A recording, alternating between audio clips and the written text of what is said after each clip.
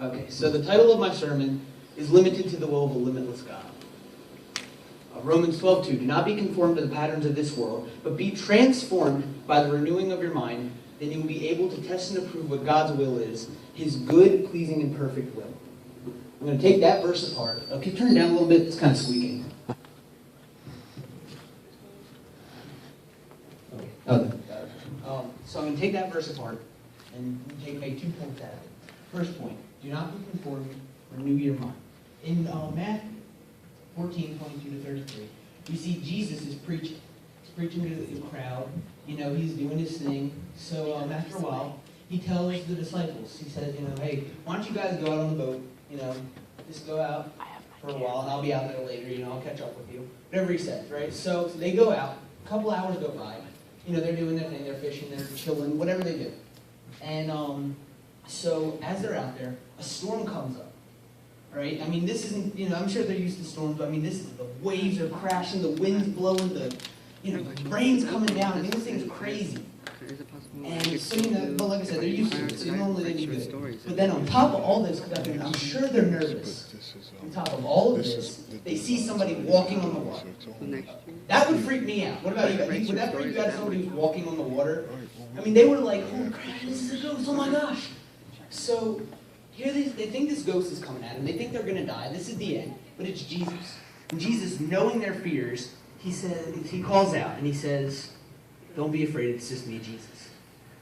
So they're still a little unsure. So Peter calls out and he says, Lord, if it's you, then let me come out on the water. Let me walk to you. So Jesus says, come. So Peter gets out and he starts stepping on the water. He's actually walking on water. I mean, this is nuts. We look at it and think it's impossible. So here he starts walking on the water. He has his eyes, he has his mind, he has his heart set on Jesus. He's completely focused on Jesus. And then, as he's walking, he starts seeing the distractions that are going on around him. He starts noticing the storm. And he takes his eyes off of Jesus and he begins to sink. Because the very second that he takes his eyes off of Jesus, he conforms to the world around him. And see, Satan used that storm as a distraction. Like, he used things in our lives, in the world, that just distract us. That'll take our eyes off Jesus, and that's when we fall.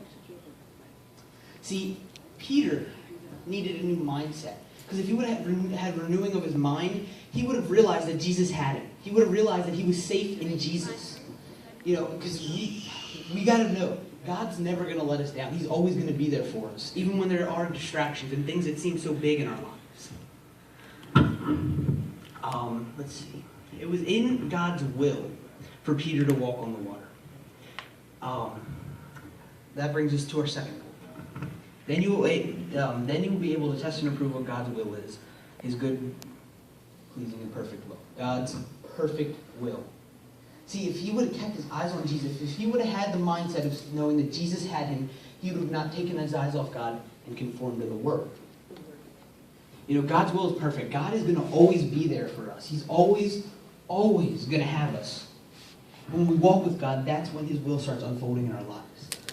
In 2 Kings, it talks about Elijah, the prophet, he has I guess you could say an apprentice, and his name's Elisha. And they're walking. And Elijah knows that this is going to be the day that God's going to take him up, and that's going to be it. So he says to Elisha, he says, whatever you want, God, I'm going to give you my ministry. Whatever you want, God will give to you. So Elisha says, I want double portions. I want double of what God gave you. So he says, okay. So here Elisha's, by the time Elijah had been taken up, Elijah had done 7 miracles. By the time Elisha had died, he'd done 13. Now that's not quite double. We look at that and we think, oh, that's it. That's it. God didn't come through for him. Here, Elisha followed God his whole life. He surrendered himself over to God's will and just completely gave himself over to God, and God didn't come through for him. But God is a limitless God who's not constricted to the limitations of this world. Even though Elisha had passed on, God wasn't done. Nothing can hold God back. As we saw, he made Peter walk on the water. So the 2 men that are walking, they have a body. And they take the body, and they throw, and they're in battle. They don't know what to do with this thing. They take it, and they find the tomb of Elisha, and they throw it in. And the very second that they throw this body on the bones of Elijah. God takes the body and brings it back to life instantly. The man gets up and he runs down the hill. See, because Elisha was faithful to God, it was in his will for him to get what Elijah had promised him, what God would give to him, his double portion.